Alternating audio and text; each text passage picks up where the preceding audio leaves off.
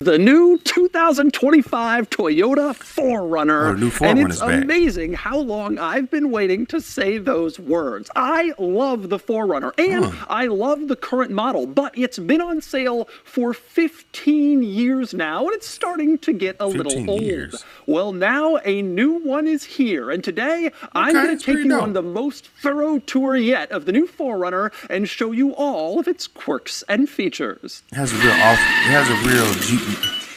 a very Jeepish looking look to it. It's like an SUV mixed with a Jeep.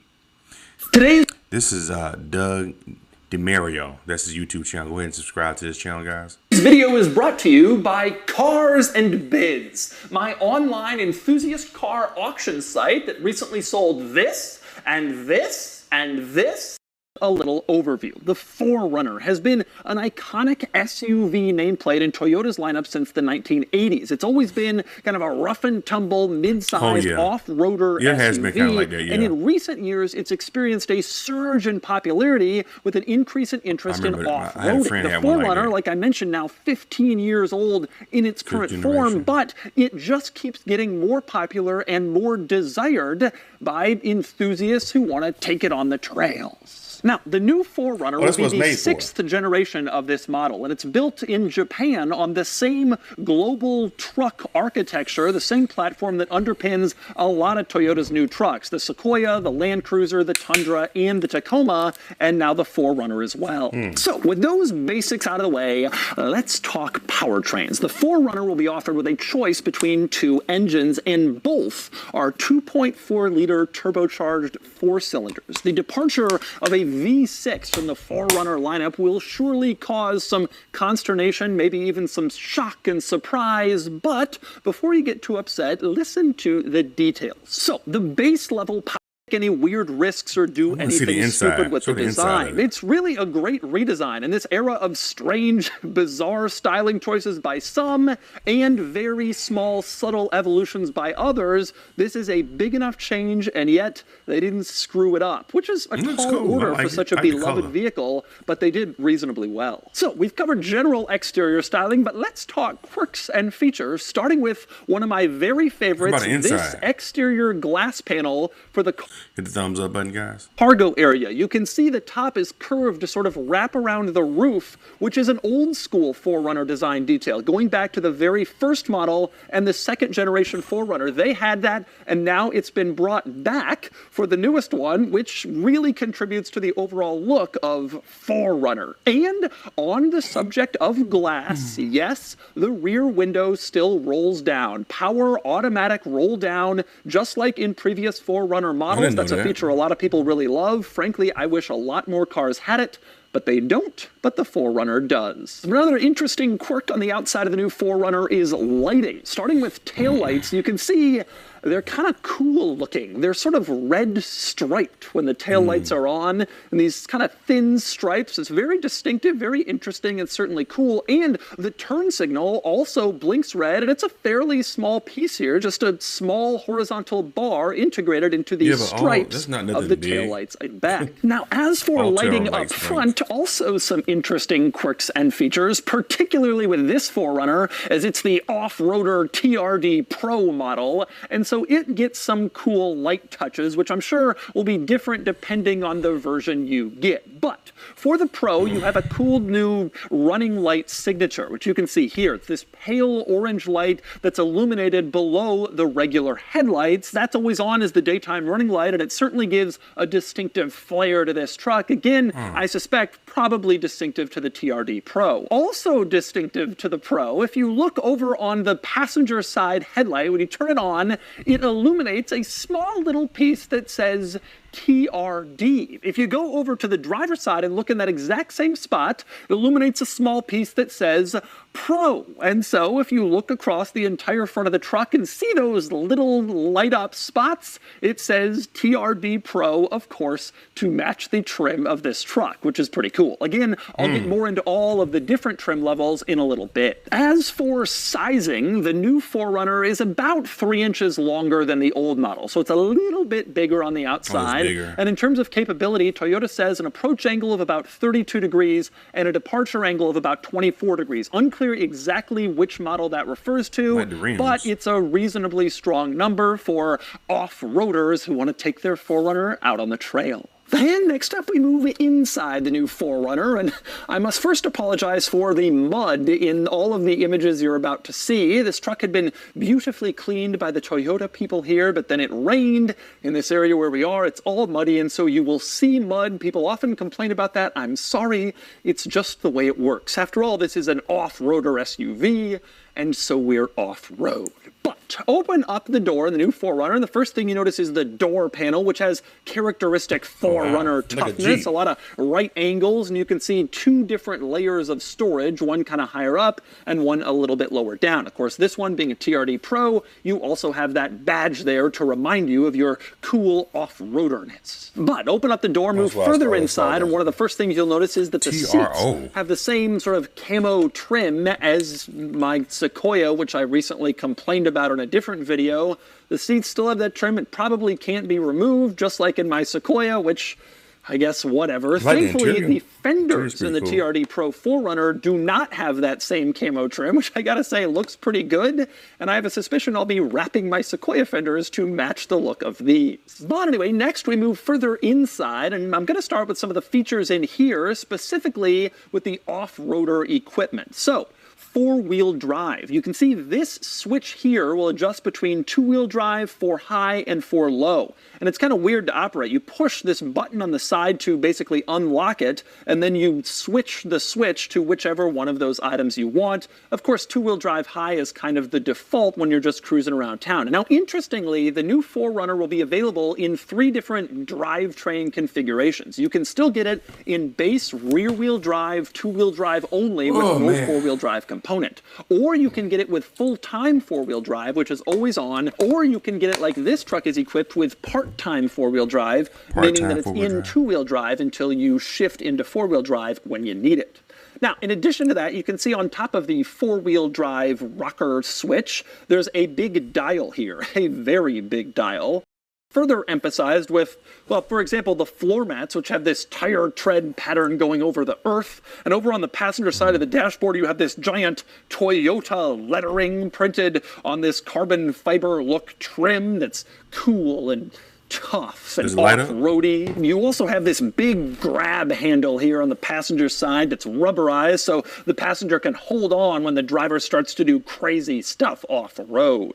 Now, next to that grab handle, you have a rather useful storage pocket in here. This could be obviously a place where you put your smartphone, and especially useful because it's directly next to some charge ports, as you can see, so you can charge it up there too. And also next to the wireless charging pad in this car, where you can stick your phone and have it, well, charge wirelessly. Next up, another cool interior quirk/feature. At the top of the dashboard, you have this. It looks like a stereo speaker for the stereo system in the truck, and it is, but you can also press this eject button, and then it comes out, and it's a portable speaker that you can take with you to a campsite, on a trail, whatever, which is a pretty cool feature. You always have a portable Bluetooth speaker with you, since it's integrated into your dash. And another cool touch in this truck, over on the passenger side of the dashboard, of course you have a glove box here, but if you look higher up, there's also a little tray where you can store stuff. This isn't closing or locking, but if you're on the trail and you want to put something down for just a second, that's another neat spot where you can just drop it off. And next up, also worth pointing out in this interior,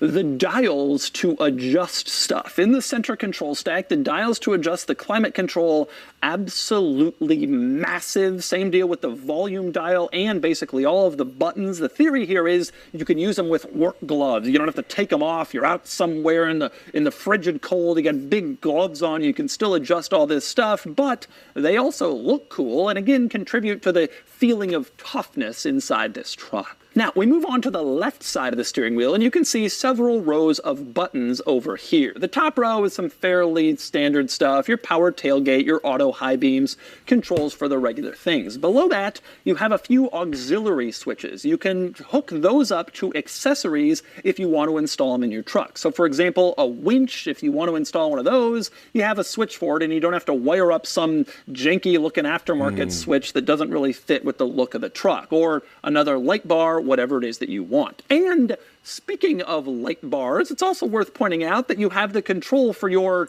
TRD light bar right here. You can press this and turn it on, and it illuminates a giant horizontal LED light bar up in the front of the truck. Now, these only come on when you turn on your high beams. You can't just drive around with your light bar on in normal driving, but it does do a pretty good job of illuminating the world when you have your high beams on and you're on a dark country road or a dark off-road trail trying to find your campsite. And next up, we move on to the back seat in the 4Runner. You can see this second row back seat is a full bench in this particular TRD Pro, and it has the same camo treatment as the rest of the, and they may also in the 4Runner since it is fairly high. But one nice benefit, the outer edge of the load floor actually lifts itself up and out so you can put smaller items in here. It's like a little extra storage panel at the front of the cargo area. Same deal on the other side. This panel lifts up, and again, it can be a little storage compartment for putting little items in there if you want to. Now, other items worth pointing out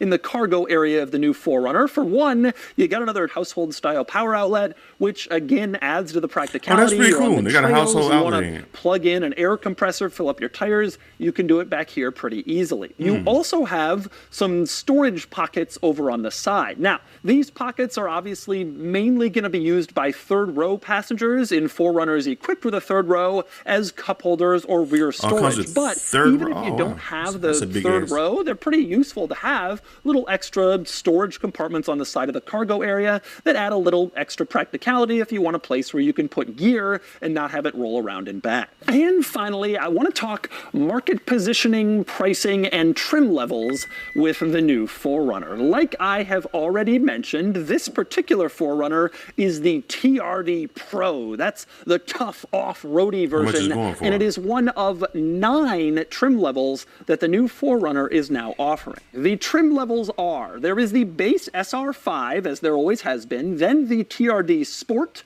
the TRD Sport Premium, the TRD Off-Road, the TRD Off-Road Premium, the Limited, the TRD Pro, the Platinum, and the Trail Hunter. Now, the two big new trims for the 4... Hit the thumbs up button, guys. We are watching Doug DeMario.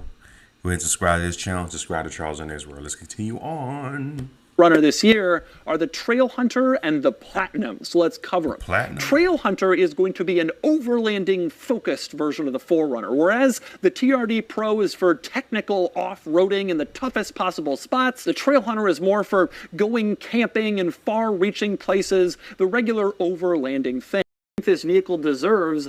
I'm still a little confused by the whole situation. I don't quite understand exactly where this fits into the Toyota off-road SUV lineup. I was thinking that Toyota would resurrect the 4Runner as an open-top convertible SUV like the Ford Bronco, the Jeep Wrangler, and the original Toyota 4Runner. I figured they would go and compete with those. But instead, the 4Runner and the Land Cruiser seem to share fairly similar positions in Toyota's lineup. Allow me to explain. The new Land Cruiser is 193.8 inches long. The new 4Runner is 194.9. So they are basically the same exact size. The Land Cruiser offers the hybrid turbo 4-cylinder engine that is optional in the 4Runner, meaning they're the same size and they offer the same powertrain, which is kind of getting a little unusual. And then there's pricing. The Land Cruiser starts around $57,000 and goes all the way into the mid-$70,000 range. Now, Toyota hasn't announced pricing for the new 4Runner yet, but I figure it's going to be positioned below that, below the Land Cruiser, because the current 4Runner starts around $42,000 and goes up into the high $50,000 range. So you figure the new one is going to get a bit of a price bump, and it has some new trim levels at the top. Figure it's going to cost maybe $44,000 to maybe $60,000. And you can see that starts to overlap with the Land Cruiser as well, in size, in powertrain, and in price. And interestingly, the 4Runner is the only one between the two to offer third-row seating. So the 4Runner has extra seats, the same powertrain, the same sizing, and it's going to be probably a little less expensive, with most of the same off-road equipment like crawl control, multi-terrain select, and a lot of the suspension upgrades offered on the TRD Pro and Trail Hunter models. Complicating matters further, the Sequoia Sequoia starts around $60,000, and you can get a Sequoia TRD off-road for around $67,000 with a much larger body and a full-size third-row seat plus cargo area. And the new Lexus GX starts around $65,000 with similarities to the Land Cruiser in terms of powertrain sizing and styling. So if you have about 65 grand to spend on a new off-roader Toyota SUV, there's a lot of choices. Land Cruiser, Sequoia, new 4Runner, Lexus GX. It seems kind of crowded, and I'm surprised they thinly sliced their lineup exactly like this. Anyway, this is David DeMario. You know, you also go ahead and check out his channel and subscribe to the channel. I like watching his channel because he's always talking about different like new cars that are coming out and stuff like that. So it's good to learn. You know, I didn't even know that he was doing another 4Runner. That's pretty cool. So this is not even out yet. This ain't coming out until next year. They probably won't start selling these probably until like the end of 2024. I'm thinking.